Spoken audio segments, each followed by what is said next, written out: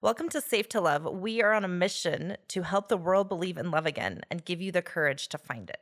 Our first guest, I'm so excited about, is a dear friend, Dr. Chelsea Shields. She was raised in Mormonism till she was 30, poor thing, conducted a decade of research in Ghana with Asante Indigenous healers, where she learned about the power of ritual and social and psychological pain and the power of placebo. She has given 3 TED Talks and has been a TED Fellow since 2010. She has dual PhDs in biology, cultural anthropology.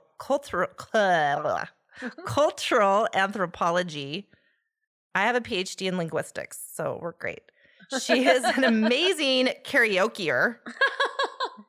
And she is also a dear friend with the biggest heart that I know. So welcome to our show, Dr. Chelsea Shields. Well, I'm thrilled to be here, and thanks for having me. Yeah, we're so excited. So what we would love to talk with you about today, one of many things, I have 100 bullet points, we'll probably get through 2. But I really love your perspective of, when you and I have been like going on walks and talking about, because you know me, I'm a hopeless romantic and I'm just like, I just love love. And I just want everyone to be in love and love love. And, you and I were talking about the difference of love culturally, which I had never thought about before. Do you want to explain to us the difference of love in America versus love in the big world? Sure. I think love, like anything, marriage, jobs, status, is culturally relative. So throughout time and across cultures. So in many cultures throughout history, the marital relationship was about lineage. It was about keeping the family line together. It was staying in the right tribe, marrying the right tribe, because that's where your genetics come from and that's where your money comes from. And so for most of history, there was not a concept of romantic love. So, however, people didn't always love the person that they were arranged to for whatever reason culturally. And that was okay. That was okay. That was actually in some cultures today expected. You marry for the family and you have boyfriends or girlfriends for romance, for sex, for passion, for pleasure. And so that concept, and there's been many iterations of this, from polygamy to polyandry to there's cultures where the women all live together and the men come and go. There's cultures, very few, of where there's one woman and many men, and that only occurs in nomadic tribes. Did you know that? I did not know that. So there's hundreds of different iterations on what we call pair bonding or mating or marriage throughout time and history and across cultures. The concept of romantic marriage is 200 years old.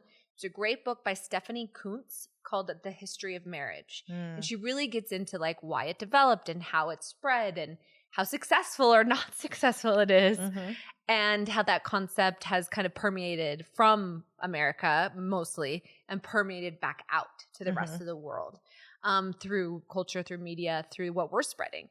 Part of what we're spreading is not just democracy and liberal ideas. We're also spreading our concepts of love and that marriage should be with someone that you're in love with. Yeah. And that's not necessarily an old concept. Yeah. Yeah. That was how long ago was that in the United States? I remember reading about that people didn't marry for love until this point. And then since then, the divorce rates have actually gone higher. Yep. Right. So I don't know the exact, you'll have to read the book, but I think she said it started sprinkling in around 200 years ago and it got even bigger after World War II.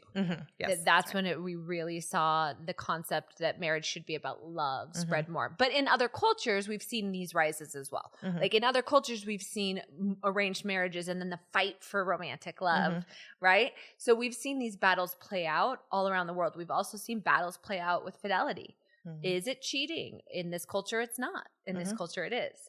So France and Japan are notorious for cheating's not cheating. Yeah. It's totally okay. I mean, I wouldn't say they would say it exactly like that, but it's not considered a breakup worthy offense in all cultures. In some cultures, we grew up Mormon, no. It's unacceptable. Yeah. It's the worst thing you could do, right? Yeah. And so even our deep emotional, moral reactions to sex, love, infidelity, they are all based on how you were raised culturally. Where you judge is how you were raised. Interesting. There's one thing I would be remiss if I didn't point out when we talk about divorce rates increasing after World War II. this would be in the context of how much opportunity women actually had to get divorced, right? Whether that be, if they even could legally, I don't even know when that came into be, but I know that women weren't allowed to even open bank accounts in my mother's lifetime. Get a job without their husband or dad. And so even today, a lot of the couples that we work with and that I've known throughout my life, they kind of staying together for financial reasons. I can't even imagine the bar for a woman with no means, nothing to her name, no skills to leave a marriage. And so I feel like when we talk about those rising divorce rates, while that's not the goal, it's not necessarily a sign of us moving in the wrong direction. I think we should talk about that because that's something I have a strong opinion on, specifically because you hear people talking about divorce rates today and how vastly increased they are and how they're increasing even more and how people aren't even getting married. And a lot of people see that as kind of a symptom that our culture is sick or that we don't have our values or morals going well. But I see it as the pursuit of intimacy, real intimacy and love. Let's look back to my parents, my grandparents, my great-grandparents, all of your ancestors. How many of them were happy, were seen, were safe, were sexually satisfied, were financially provided for, were not receiving abuse, male and female. So if we're really looking at the history of marriage and love, most of the ones who stay together are not successful examples. Even if they stayed together, they still wouldn't be considered a healthy relationship. And I think that's the break we're seeing, is that people are willing to suffer the social consequences of divorce, which back in the day was way worse. So it's a little less than now, but there's still lots of social consequences and shame. But they're willing to suffer that in the pursuit of true love. And to me, and I'm just going to be bold and kind of have a hot take here, but my hot take is, hey, if all of you above us had done marriage well, we would have wanted that and stuck with it. Mm-hmm. But we saw lots of marriages where y'all just white knuckled it through and we're like, you'd both be happier with other people. And so I think our generation is not just like failing in the marriage department. I think you look to the generations above to see what types of marriages that they exemplified. And I think a lot of young kids are saying that's not the type of 60 years I want to live. Well, I think I love that that's a concept that comes up here early in the show, because it's really at a core of what Safe to Love is about. Because when we talk about wanting to give people hope, courage again to believe in love, it's really easy to point to divorce rates, to point to how, it seems like in my mid 30s and early 40s, everybody I know is single or everybody I know is kind of given up. But really a lot more of that cynicism, I believe, comes from all of the examples that we have, and a lot of us have in our personal lives, of relationships that have lasted are not appealing.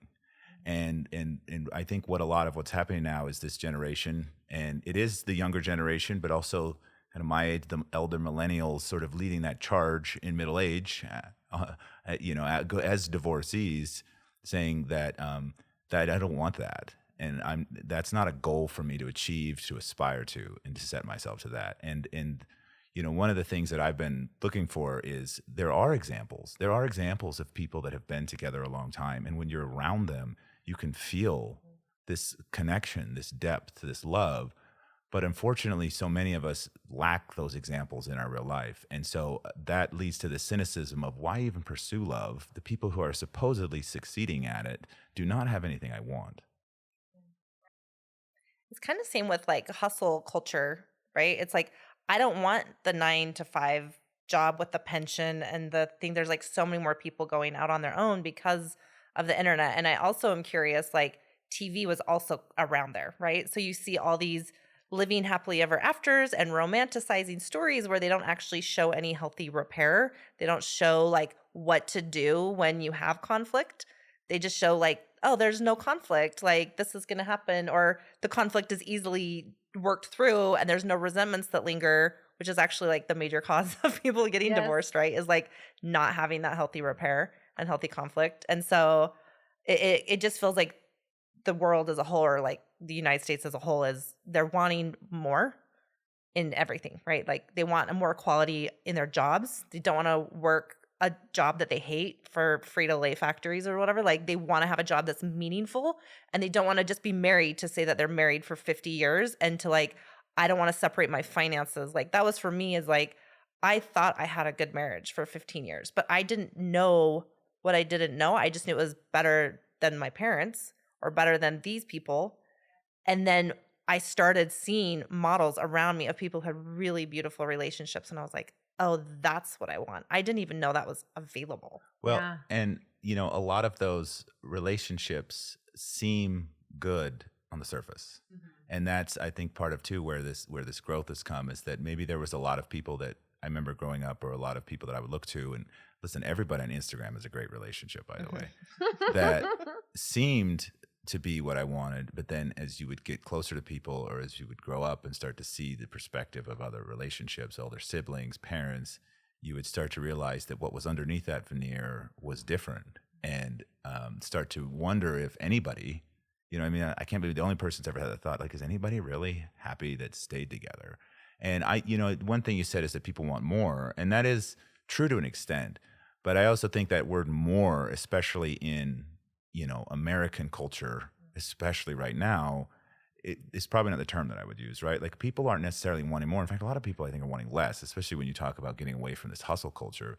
People are wanting something real. Mm-hmm. What I sense in the collective is just a complete sense of being totally fed up with fake, being fed up with playing a role, being fed up with putting on a mask and doing and saying and pretending to feel what they're told to do and say and pretend to feel. And now we're in that kind of painful transition period, right? Which is a beautiful time to, be doing this work, where people are that scary place in everything in life we're experiencing as a whole, where you've left behind something because you knew that didn't work.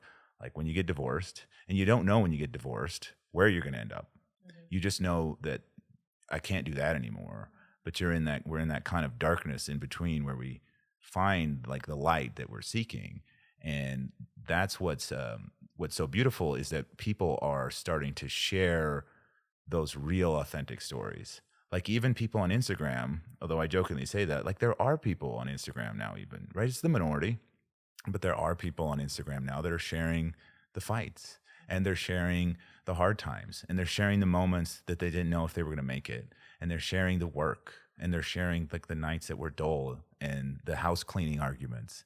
And people need to see that, because otherwise what we have, our perception is that love should look like this, mm-hmm. like it used to be on Leave It to Beaver, mm-hmm. but now it's how it looks on, your favorite. Married with Children. Married with Children is probably the first example, although that wasn't very accurate either. That was a bit of satire, but people, we do this thing, we judge our insides by their outsides. Yeah. And so not only are we seeing this and saying, I don't want that, but everybody, especially these younger people who have not maybe gone through this process and started to kind of understand, that there's lipstick on the pig. Everybody has this tremendous sense of failure in love, because I see all these other people doing it and I'm not doing it. And yet when you go out and you really get to know people, that there's no real people that are living that fairy tale life. The people that really have the love that I aspire to, that have the relationships that I look to model after, they are not living a fairy tale life. Yeah. I think you said two things that are just brilliant. So the first one was the concept of real. People are seeking out the real. I think you nailed it. Authenticity is the number one term in 2025 plus. Really highly produced social media content that used to be big in 2010 is not as liked in 2025. Moreover, with all the AI content, people are looking for ways to distinguish between AI and real. And so the more authentic and human and imperfect you are, the more they're going to connect with that. And so I'm with you. I think we're in an authenticity era. And I think that's the issue. But it also relates to culture and history. So throughout time, whether this is relationships or religion, we go through these periods of sincerity and insincerity. I had a wonderful professor, Dr. Robert Weller at Boston University, who wrote about this in terms of religion, where insincere religions are dressed in all these ornaments. You show up, he's speaking all in Latin. You have no idea what it means. Kids are asked to memorize certain things and repeat it back. But again, the meaning of those things are not necessarily given. It's about the rite. It's about the ritual. It's about the identity, the community, showing I will obey. I will keep the rules of this group, even if I don't really understand them or even believe them. It's about what it's kind of like the belief is insincere, but the commitment to the group is not. And we show that commitment to the group by how we look, what we do, what we show others, right? But inside we might have disbelief or cognitive dissonance or not like the priest. But on the outside, that's because of social pain. Right. And so it's all about the insincerity of it. Okay. Mm-hmm. But then there's periods after Martin Luther and then Joseph Smith and you name any kind of religious like acolyte, and his whole, or there's not very many women, but their whole goal is real. Their whole goal is sincerity. Do you feel that you should have a personal connection to God? It's not through some guy in a white robe speaking a different language. It should be about your connection, your feeling. Is it real? Is it honest? Is it true? And so we've seen religion go through these periods. When it gets too insincere, people that crop up are the ones who are fighting for sincerity. When it gets too sincere, even in the Mormon church, after a while, everyone was speaking in tongues. Everyone was saying, I saw a prophet. I saw a God. And then Joseph Smith was like, whoa. You can't all be having these visions, only I, right? So if it gets too sincere, then everyone's truth is real and there is no universal truth or standard. And so what we're seeing in culture in America today is that in cultural wars. We're going from the like married, house, kids, look perfect, Jackie Kennedy, my husband's cheating a million times, but I have a smile on my face and we didn't get divorced. That's very insincere. It's about how you look to others, right? And I think we're embarking on a time period where sincerity is what's important, which is I may love my house or my car or my life and my family may love you, but if you abuse me or treat me poorly, I'm not going to live with the cognitive dissonance of that and pretend for the social capital. And so that's why I think what you nailed it with the pretend and the real. The other thing I think you nailed it with is this idea of it's your fault. So when April was talking, it really hit me that it's very similar in the Mormon church, which is I'm praying, I'm reading an hour a day, I'm studying, I'm doing everything I'm supposed to do, but I'm not necessarily feeling the Spirit. I'm not getting impressions from God. And that happened to me for a couple years. And I would go to all my church leaders and I'm like, I've done all the things I'm supposed to do. I haven't broken a rule. I've fasted, I've prayed, and the result was, well, the system isn't broken.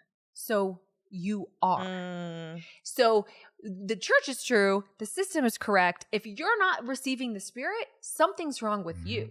You're a failure. And love should be easy, something's right? wrong with you. Yeah. And so that's why you haven't found your marriage, person. Something's wrong with you. Something's wrong with you. So that's how I felt in the church of like, I'm doing everything right, but I'm not getting the experience I want. But it's not that the system's wrong or the person's wrong or I'm wrong. And I feel the same way sometimes in divorce as well, where it's like the success is staying together, even if the system is bad, even if the person is bad, even if the connection is bad, even if people are being harmed. Totally. You're a failure if you opt out of the system. And so I think those parallels are really important. Yeah. Well, and that's probably one area where social media, I guess, has been a net positive for society. I'm not, tend to see a lot of the ills of it, but I'm just thinking back to the like Leave It to Beaver days. Many people did believe that. They did believe that that's what love should look like. Whereas with social media and the proliferation of it, I think that everybody's like, nobody's really buying it. Nobody's really buying that that's what love's supposed to look like. Now there is something that you brought up, and this is, one of the things that I really have a lot of antipathy to is there's a lot of very prominent and popular accounts that will just be like, with the right person, it's easy. And I got to tell you, that's bullshit. Yeah. That's bullshit. Yeah. Because I'm with the right person and it's sometimes harder than ever. Yeah. Like love is, there's more to lose. Work. The stakes are so much higher. Yeah. And that's really where I feel that has come into, I mean, I've experienced the effects of that social media culture in relationships that I've had leading up to this one, where my partner would be like, literally showing me their like favorite Instagram influencer, couple and being like, this is how it should look like. And I'm like, that's bullshit. It is. And that's one of the reasons, like one of the main reasons we wanted to start this show is because we wanted to paint a different picture. We wanted to show people that, like, no, just because it's hard, just because you're fighting, just because you want to run away or because you're holding on to, doesn't mean you're failing. And it's so easy to come up with 50 different million reasons every day why we're a failure, and that becomes a self-fulfilling prophecy. 100%. And back to like your culture shapes you, I'll give you an example right now. So in my first marriage, we were both Mormon. We got married as virgins. We kept all the rules. I thought everyone was keeping the rules. And then once I got married, I was with a bunch of my girlfriends from BYU, and they're like, yeah, we didn't keep that rule. We didn't keep that rule. I was like, what? I was the only one actually keeping all the rules. It's the worst, right? To find that out at the end. I hate that.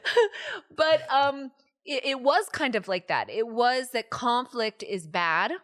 And so we just didn't have any. We were married for about 8 years and really had zero conflict. Did we have issues? Hell yes. And I think had we been able to like, hey, this isn't working for me, or this hurt my feelings, or I didn't have those communication skills at the time. But had I been able to, he is someone we maybe could have like worked it out. But I think we both are not conflict people. We didn't want a marriage full of conflict. We just wanted to keep the peace, and we've been great co-parents. 10 years. My daughter has never seen us fight once. So like, but we couldn't talk about the hard things. And so even if you're being perfect and no conflict and no issues, and you're just kind of like putting it on a shelf or like covering it up or pushing it into a corner, your issues, eventually that doesn't lead to a healthy marriage either. So, but I do think, because I thought the model of a perfect, Mormon marriage was keep the peace, make everyone happy, make sure that there's not conflict. I think it actually ended up handicapping our relationship in the long term. Well, I mean, when somebody says to me, like, our relationship's great, we never fight, ever, we never have conflict, that, my mind wonders how many millions of moments of self-abandonment it took to get there. Oh, I love that word. And that is the price that we pay, right? That's the price we pay for avoiding conflict, and like conflict, healthy conflict. I'd much rather people talk about how we fight, the ways in which we resolve conflict rather than avoiding it, because conflict avoidance is the MO of most all of us in so many relationships. And what it does is it works for a minute, but then all those little molehills accumulate into this giant mountain. 100%. Well, then you're getting mad at the grocery store and you're like, why'd you forget the milk? And it's like, really, it's something that happened 10 years ago that never got resolved. Yeah. Because we come in relationship to heal our inner child wounds. So like your partner will manifest what you didn't get from your mother and father, and like what needs to be healed. So there's a child part of yourself that's going to show up. When that child part of yourself shows up, there is conflict. Yeah. And so that's like, either you're mirroring each other and you're repairing, or you're avoiding self-sacrificing and not having conflict. There's just really 100%. Not a way to have it the other way. I love that you said the repair part, because you're absolutely right. Had we had these small conversations and been able to repair, but what happened is every time either of us avoided, we got a little colder to each other. We trusted each other a little less. The safety was gone. I didn't feel loved. And every little like step away from each other because the conflict wasn't being solved or repaired, that's what is a long breakup. Like that's what eventually will pull you away from each other. And, I would say, this is a weird comment, but I wonder if anyone else thinks this, but having been through, so I got married again, and it was wild and passionate and all the things I wanted, but it was someone who was highly conflict. And he won every fight. There's nothing I could do to ever win a fight. He would take it so far that I would never take it that far. So I really got in the deep end of like the conflict. And again, that didn't work for me either. And so I feel a lot of failure in love. I feel like my biggest shame is having been married twice and divorced. At the same time that I carry that weight, I look at people who have stayed married and I think, what level of disrespect, harm, abuse, neglect have they been put through, and they're still there living with those wounds every single day. I wasn't strong enough to do it. It hurt too much that I couldn't be loving and kind, and that's the relationship I want. But those who stay together, I often think about the weight, because I know really relationships that will never break up, but I know the weight that each of them is carrying, almost like a backpack from the years of issues that didn't go their way, or they've had to sacrifice, or they've had a great executive coach, Madeline Blanchard, she's amazing, who said, often people will kill off parts of themselves to stay and remain in relationships. And that's what I see, is I see a lot of people like chopping off parts of themselves. Some of them good. You need to chop that off. But some of them are the best parts of that person. And they have to get rid of that in order to be happy they shrink and stay. And instead they of shrink. expand. Yeah. Well, and so I wonder that sometimes with the divorce thing. I feel so much shame and guilt. At the same time, I would be a fraction of a person had I like continued to cut parts of myself off to make it peaceful. Well, Chelsea, I would like to challenge something you said there, because you said I wasn't strong enough to stay in there. And I do not agree that that is a measure of strength. I do not agree that self-abandonment and putting up with stuff, and let's be honest, disassociating, compartmentalizing is a source of strength, right? That to me is a source of fear, right? One of my clients right now is somebody that I've been coaching through the process of divorce. And let me tell you, that's what strength looks like. And it's not fun. It's hard. It's scary. It's stepping into the unknown. But that's what courage and strength look like to me.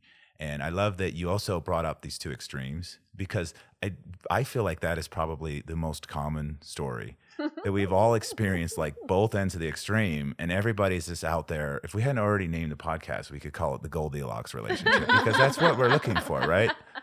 Like I don't want a relationship where we yell and scream at each other every day, but I also don't want one where we never say anything. Like but we don't have the tools for that, right? Like where do we find the tools to have conflict? Because healthy conflict is how we deepen intimacy. But the way that you fight, and I saw somebody that said this on Instagram the other day that I really loved it. It says, I'm not interested in how many times you fight. I want to know the way you fight. And how you make up, like how you repair. And how you make up. I'm so glad you keep saying that, because I'm coming back to that a lot too lately, which is it's not the fight. It's the repair. And there's something to be said for making sure that, we as adults, we do our best to temper the way that we, because repair can only go so far if we're constantly saying hurtful Someone's and beating the terrible shit out things of to you. each other, or just Right. saying like the meanest and cruelest things. But, these tools of conflict, because conflict comes up when one part of us doesn't feel heard. And as somebody who is in love, I want those, the process isn't fun, but that's what I want from my partner. I want to know what parts of you don't feel heard. I want to know the ways in which I've shown up that have made those parts of you not feel heard, so that I can love you better and so that I can have more of you. Like I want all of you, There's this song that it's actually the song of our relationship, even though there's like probably 10 that we've called that, and she said, bring all of yourself to me. And to me, that is not only does everybody like go, I want that. I want somebody that wants to see me and wants all of me. But really, I like to be on the other side of that, to be with a partner who is only showing you 30% of them. That also is a hole inside. Because then you only feel safe to show 30% of you to them. And then you're starting to decide, okay, well, he never does this, so then I can never do that. Well, he never does this, so I can never do that. And so both of you create, like you said, the armor, right? And the armor. And then when the armor's up, you can feel it, right? Then there's no heart connection. And you have to literally choose back in to let the armor down to have that connection again, which takes a lot of courage. And it also takes like a lot of safety that person's not going to damage you. But it's that. But even if it wasn't from like me wanting to feel seen and safe, like I don't want half of a person. I've been in relationships where I was getting that the outward mask that we show the world, and it's unfulfilling, and it's just like everything. It's like candy. you know, and I think that's why I was joking with somebody the other day that, you know, like a 6-month relationship seems kind of silly to celebrate as an adult, but I was like, hell no, it was way easier to have a 6-month relationship when we were kids because we just put up with everything and ignored everything, compartmentalized everything. Yeah. You know, today, like our tolerance as we get older, as we get into middle age, our tolerance for that self-abandonment, our tolerance for that swallowing bullshit goes lower and lower and lower. And I think that's a good thing. Well, that's one of the issues with our biology, right? It just fucks us up. We start being able to have kids in our teens. It ends right when we're emotionally mature. Mm-hmm. Women are at their best in their 50s, I've heard, from a sexual vibrance and confidence and security perspective. And yet we can't have kids then. Mm-hmm. And most of the reason for pair bonding or mating is to raise kids. And so we're asking these very emotionally immature people to have these incredibly difficult conversations, which is, where they feel blame and shame and they have to handle that in a way that makes their partner safe. That's an incredibly difficult task for anyone. And we're asking people to do that in their 20s when their brain's not even fully developed. So I think that's one of the issues with 50-year marriages that I don't think we'll see that in the future, which is that people are going to wait. And we're seeing this with this next generation. They're waiting until their brains are more fully developed. They're waiting until they know themselves. They're kind of waiting until they've figured out their finances or career. And ideally, if we didn't have that biological clock ticking, we wouldn't rush in, or culture, right? We wouldn't be rushing into long-term marriage relationships, but we would be allowed to kind of have long-term relationships until we're a little bit older and we know ourselves better. Well, I would be way more interested in a chart that looked at divorce rates based upon the age of marriage rather than over time. But you know, it's funny to me as we kind of open this show talking about this, you know, desire to look beyond kind of our American monogamous sort of centrism. All of these discussions kind of fit within that, right? And that is a key part of what Safe to Love is about, right? And for me, just speaking for myself, that's what I want. I want one partner. I want a partner who is both a partner and a lover and a friend.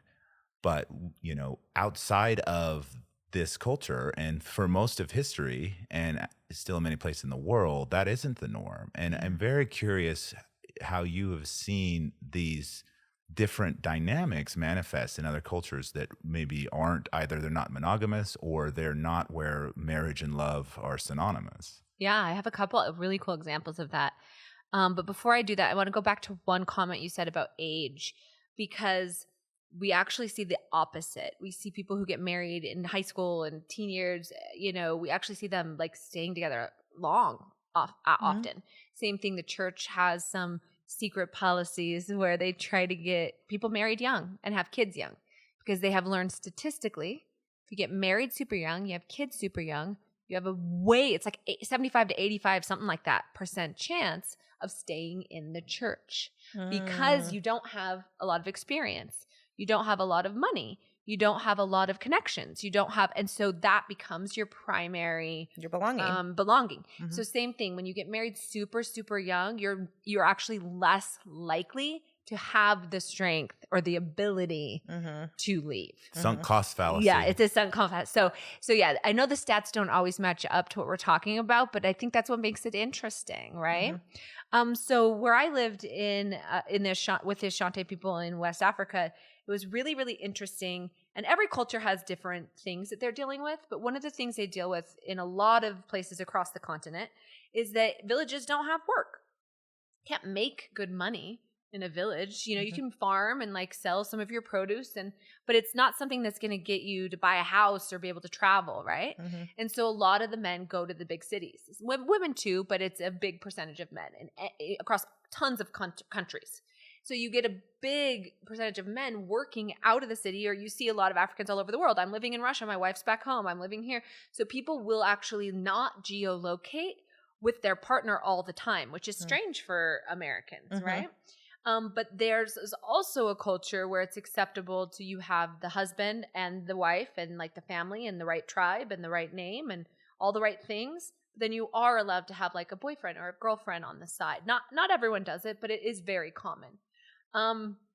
So that is what we've seen. And so what happened in the village I lived in is they're matrilineal, which means that instead of the lineage going through the father's line, it goes through the mother's line. And the reason behind that is when I'm giving birth, everyone in my family knows 100% that that's my baby, but we'd never know 100% that that's his. And so in places where there is a little bit more of that, I wouldn't call it polyamory. I know that's a very American term because it's a different structure, but where those extramarital relationships are allowed, there's a reason matrilineal is important because we want to make sure this is my kid. Yes. And so it actually goes through the matrilineal line. And what's interesting about that is that there's many, many families that I stayed with and knew where the women and their kids would live in a compound and the men would come and go.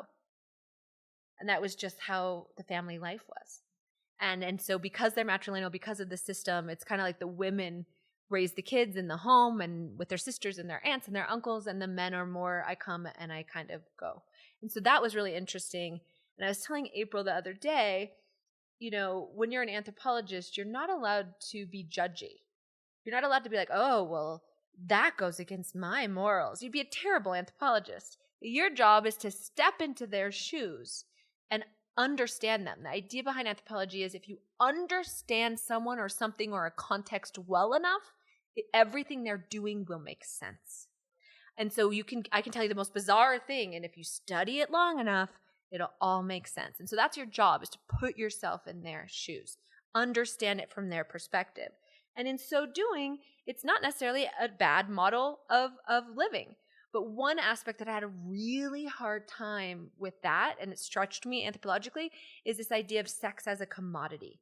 So in many places around the world, especially for women, and we can see that even in our culture now with OnlyFans and stuff, is that sex is a commodity that can be bought and sold. And so what we'll often see in like the schools is that the young girls will, you know, give sex to get their school fees paid for, or give sex to get out of, you know, to the senior boys to kind of get out of, you know, doing their chores or whatever. But sex is something that can be bartered. And it's something that can be bought and sold. And it's not seen as like we see it as prostitution or sex work.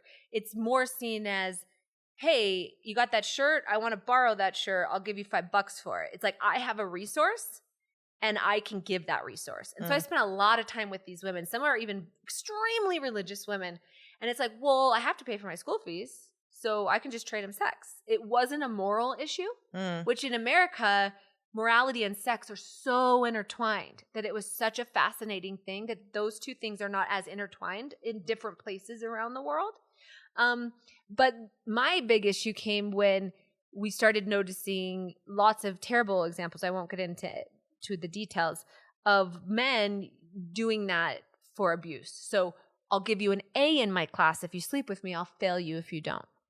I will let you get out of doing chores if you sleep with me. I'll make you cut the entire grass, which cutting the grass over there is a machete across a football field. So that's where I began to struggle. Everything else, I tried to keep a really open mind, but that's where I started to struggle, is when that sex for commodity was being used by older men with power against younger girls who had no power, and they were being forced, and abortion's illegal. And so all the consequences of this system was being put on the shoulders of 14-year-old girls who had no resources and were in trouble, punished, and kicked out if they happened to get pregnant. Well, and you know, it is difficult. It is difficult even to hear that story without going to this place of judgment. But you know, from not going to that place of judgment and going back to the conversation we were having earlier, like I can't even imagine the levels of self-abandonment and of self-sacrifice of oneself that people in that culture have to exhibit to stay in it, right? Like these issues that we talk about in America, like they're very different in these different cultures, but that doesn't mean from the outside it's very easy for people that would argue against. It's very popular here to argue that monogamy is unnatural or wrong or whatever, by looking at the outside of all and say, look, all these other cultures, you know, people that I've heard statistics like people that are in arranged marriages are happier. How that is determined in a quantitative survey, I don't know.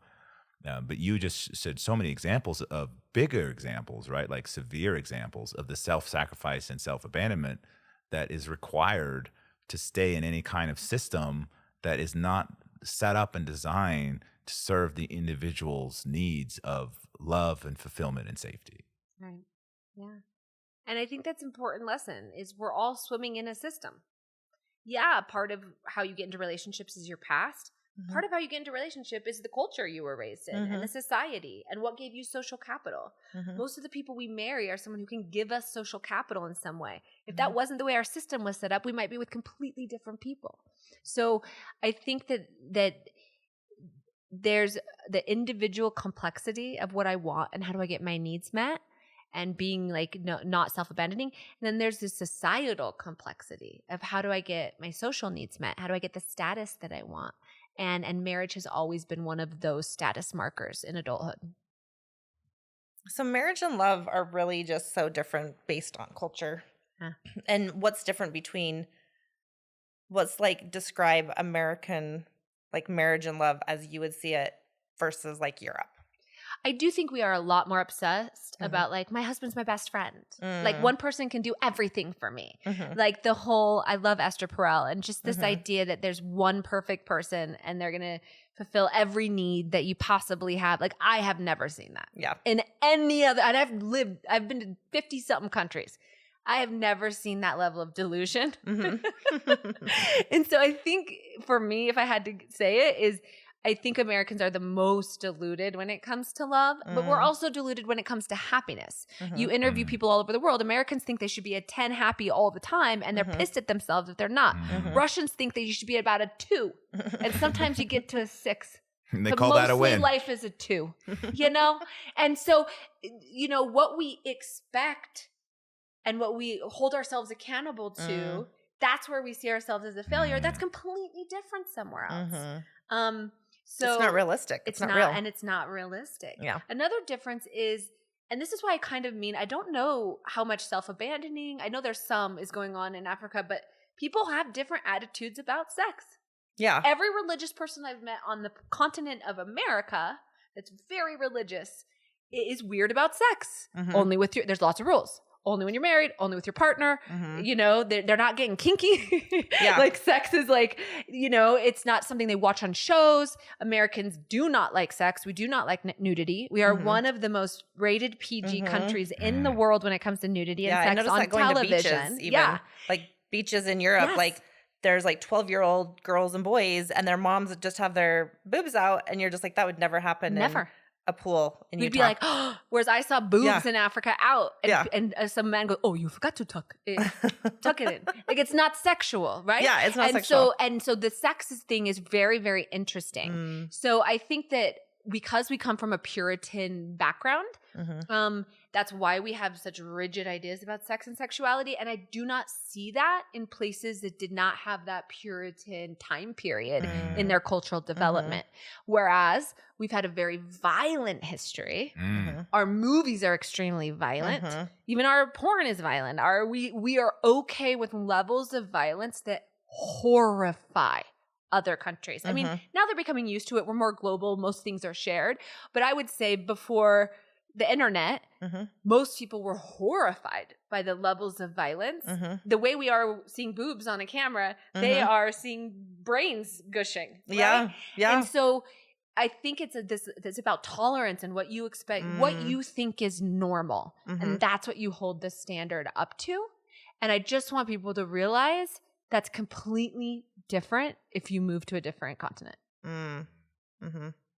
So that would be really, so I'm sure there's like a huge dating curve for Americans moving to other countries and like wanting to date, right? Well, any cross-cultural relationship. I think any cross-cultural relationship is hard because his expectations and what's normal and social capital and what we're both expected to do are completely different than her culture's expectations of what a man does and what a woman does. And so I think that's part of the reason why cross-cultural relationships take more work, take more understanding, have more issues, is because they're both coming at it from a different ideal version, and you never really talk about all the details of that. And so you're just crashing into it.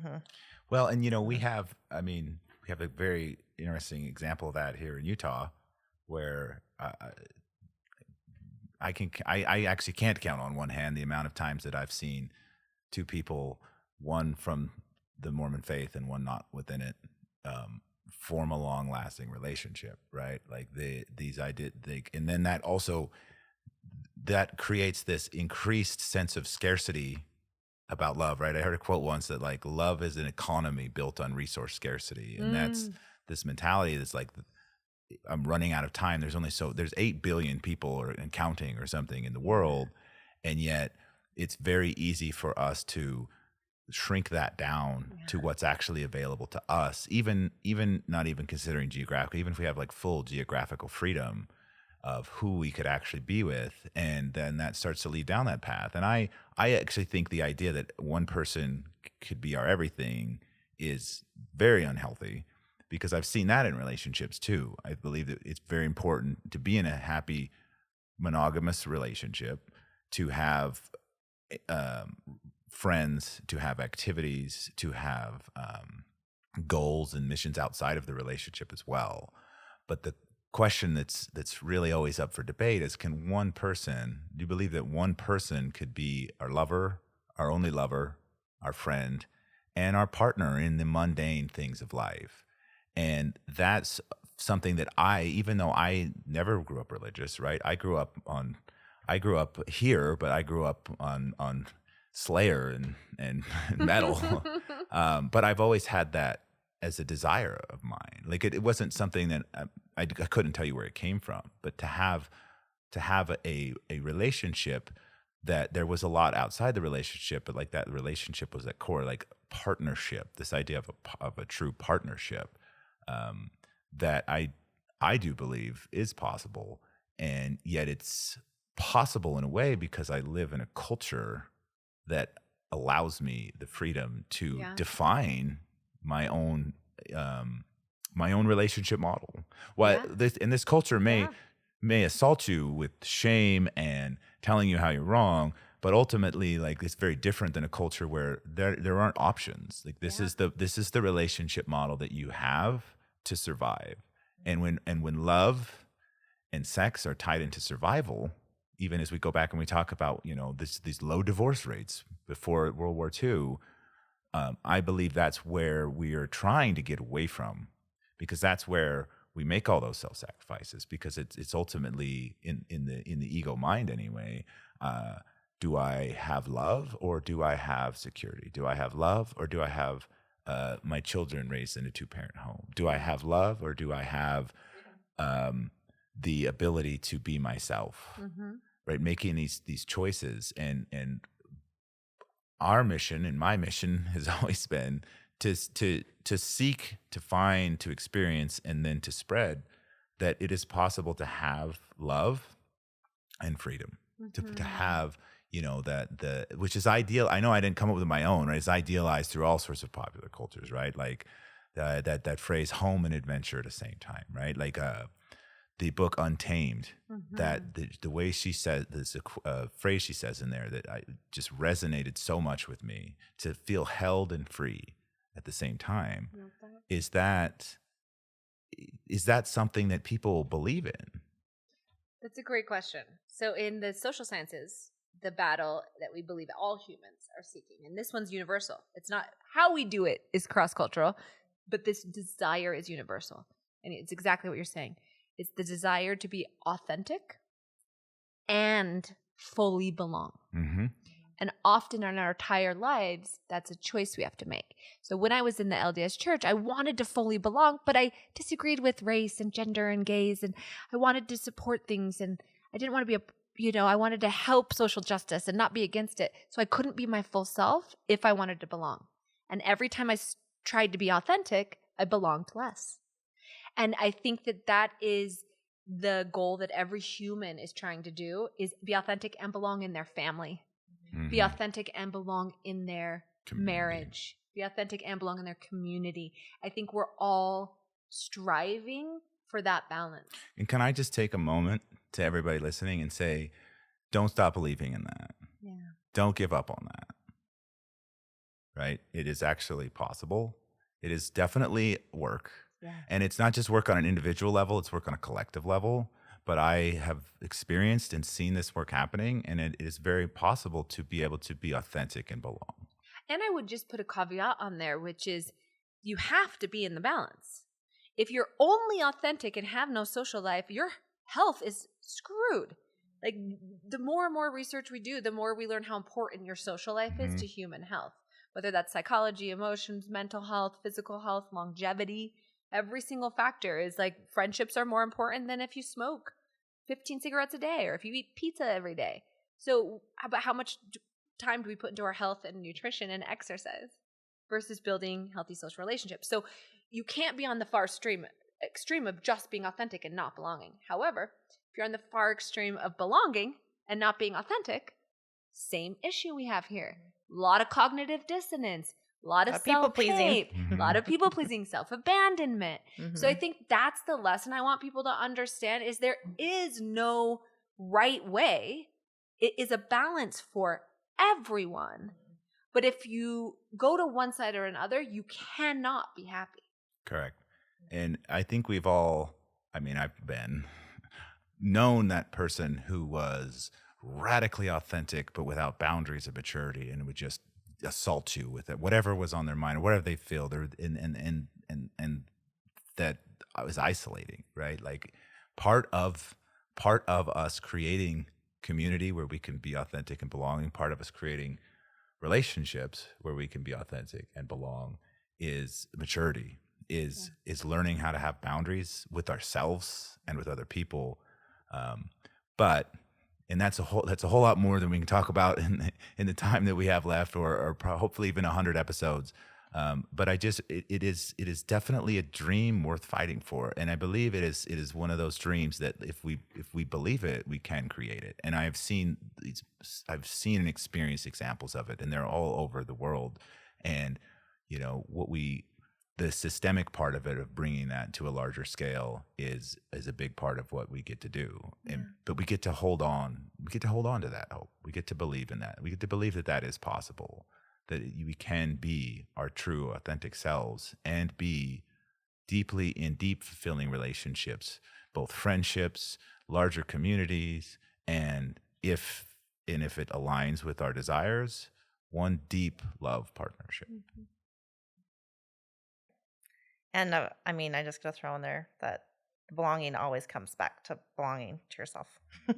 So that's really like the balance of being authentic, is because when you're acting out of, that is the inner child, right?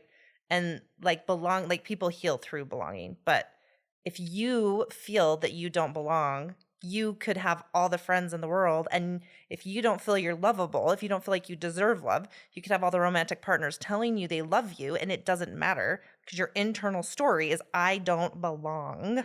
I don't deserve love. So it's really always inside out. So yeah, it just to bring it back to like, yes, and like the partnership includes a me and a we, and both are important. You need to learn how to be a we, but you first need to know how to be a me, so you don't lose yourself in the we, right? Yeah. So it really does come back to the self, and then everything being projected out of that. But as we are, I just want to ask. Can I say one comment on that first? Please, yes. Because it's such a good comment. Do it. Just, I think one thing we have to talk about when we talk about authenticity is that often students think that like, oh, my authentic self is when I'm at home in my sweats with my hair in a bun and I'm eating Cheetos, watching my favorite show. Yeah. This is my authentic, right? Yeah. But I want to let people know that's not actually true. That's your authentic self in that setting. You have an authentic self at work. You have an authentic self with your friends. You have an authentic self with, really what we're getting at is what's called vulnerability. And vulnerability is not something you do alone. Vulnerability is the willingness to be socially injured. It's the willingness to say the hard thing, the thing that makes me feel shame, the thing that I'm scared of, the thing that I might say that you might run away from me or reject me. That is vulnerability. And that has to happen with another person. So I would say replace authenticity with vulnerability. That like it's about being honest about how you actually feel in the moment, or about the thing or the issue, and having the courage to say it with another person, and they might not receive it well. That is what I believe is that authenticity and like vulnerability we're looking for. Well, and I would just say that your authentic self is not the person you're at work. Your authentic self is not my authentic self is not the person I am in a relationship. My authentic self is not the person I am with Cheetos and sweats playing video games. My authentic self is the whole mosaic of the different parts of me that show up at different times. And a human being, like the true picture of a human being cannot be expressed in only 3 dimensions, right? We are all of those things. We are a big, beautiful package of different parts of us that have different needs and want to show up at different times. And this idea that there's one authentic self and all the rest of us are inauthentic is also kind of bullshit. Even going on Instagram and making a reel or the way that we, you get up on stage and sing karaoke, there's a level of performance there, but it's coming from an authentic place, right? And we have to stop having this idea that there's only one version of us that's authentic. 100%. And I just want to tie honesty with that. Is that like, I think people think, oh, it's just who I am with nothing, no pressures or constraints. I think it's more, I'm being honest about who I am with the people I'm around, what I want, you're being very honest instead of distracting, dissuading, avoiding defenses, armor, protections. And I think that's what we're trying to wash away. Yeah, beautiful. Well, that just brings us into actually this class that both Chad and I talked about is our authentic self and how we thought that was being presented. And then we took the speaking class from you and found out that was not actually being signaled. I thought, Mike, I was really strong on the caring and this cue, like these certain cues that I was signaling. And Chad was not signaling on like certain cues. And we were both just so shocked to hear the feedback. And this course that Chelsea teaches is amazing. She helps people prepare for TED Talks, but it's also for like speaking, but also for podcasts and coaching and just how you show up in interacting life with everybody in around general, you all the like time. what you're signaling, because she, studies body language, like what you're signaling and what it is that you're actually wanting to signal. And I know you're putting together another course about that, and I would love for you to share more about that. Yes. Absolutely. I do think, we go through our whole lives getting feedback on everything. Like, feedback in form of taxes, feedback in the form of work reviews, feedback in the form of whatever. As an adult, I want to ask everyone, when was the last time you got feedback on your presence, your communication style, your appearance, your style? We don't like feedback like that. It makes us feel embarrassed. It makes us feel like, we don't, and it's often negative when we do get it, or from a nasty troll online, right? So I think that's one of the biggest issues out there today, is that every human with a brand is like doing it DIY, and they don't have that self-reflection of the other person. So in anthropology, there's always 2 parts. There's the emic, which is the insider perspective. Then there's the edict, which is the outsider perspective, because the belief is more of the real deep, important stuff, but you're blinded by the bigger picture. We all are. And so you need that outsider to find patterns or to see things that you're just not able to see. And so that's what I think this kind of coaching is it's, you're telling me who you are, what you want to do, what impact you want to make, where you want to make that impact, how you want to come across to people. And then I'm reading your body language, your signals, your voice, the way you stand, the way you move, the way you emote. And I'm letting you know where there are mismatches. I have TED speakers that want to be empathetic and tell a really deep story, but they walk out like this. Hey, my name's Tony. I'm here to talk about a story. Right? Like half the crowd is already not thinking this is an empathetic story, right? Or you have someone, hey, I want you to buy something. I'm going to sell you something. And they're just way too much. You're like, I don't want to buy from this guy, right? So we don't have a lot of feedback loops to tell us, am I coming across too weak or too strong or too authoritative or too deferential? We don't know. And a lot of times we don't know what our clothes are signaling. They just are clothes we like. So I think that is such a fun part of these courses and these trainings I give to people in a very kind way, which is not, I'm going to judge you. It's, how do you want to come across? And I'm going to tell you how to get there and tell you what's undermining you right now. Yeah. And can you just briefly, what is the next offering that you have coming up for that? So I am teaching another course in November. Okay. So, and I'm going to do it about every other month. Okay. So you can reach me on LinkedIn or with my email. We can maybe make that available. Yep, links I'm are keeping the available. classes pretty small for now because I want you to have time to communicate, to present, to practice. And so they're pretty small classes, about 10 people max. Yeah. And we get it. It's pretty intense though, right? It is intense. And we took the compressed, I think pilot version of it in 2 weeks, and it still blows my mind. I honestly cannot think of any course I've ever experienced that changed my perspective on myself so much. And like you said, I was always I kind of had that still, even in the maturity of my age, where it's like I'm authentic, I'm this. And I remember one thing you said to me, you said, now that I've gotten to know you, you're a lot different than I would have thought when I first met you. And I've got that my whole life, and even maybe worn that as a badge of pride. And suddenly, like, I realized that is like the opposite of what I want. I would like the authentic version of me, the deeper version of me that people get to know and love when they get to know me, to not be hidden behind stuff. You shouldn't have to hunt and find it. I would like that authentic version of me to be the version that you experience when I'm at the grocery store, when you experience when I'm on stage or on a podcast or selling something or at a party. And the gap between the authentic version of us and the version that shows up in social situation is the Grand Canyon. And not only having that realization, but Dr. Chelsea is incredible at providing tools on how to close that gap. And so I would just like to, personally highly recommend if better human interaction is something you're interested in, that you seek her out and sign up for that course. It is truly incredible. Yeah. You guys both had a huge transformation here. Yeah. Mine was all about pretending. And I remember giving that talk in front of you, and I was like, and then it was really sad. And you're like, your face does not look sad. You look happy the whole damn time. And I was like, oh, now I'm sad.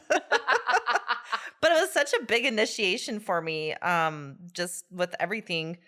It unlocked so much for both of us, with our relationship, with my coaching business, with our podcast business, with my Instagram, with the way I even just like the control cues, like being like more direct, more precise, more like reining it in. I've used that in so many conversations. Even how we dress. It's helped me so much. And it really is truly about, it is the opposite of performance. It is about performing authentically and realizing how much of a performance we're all doing.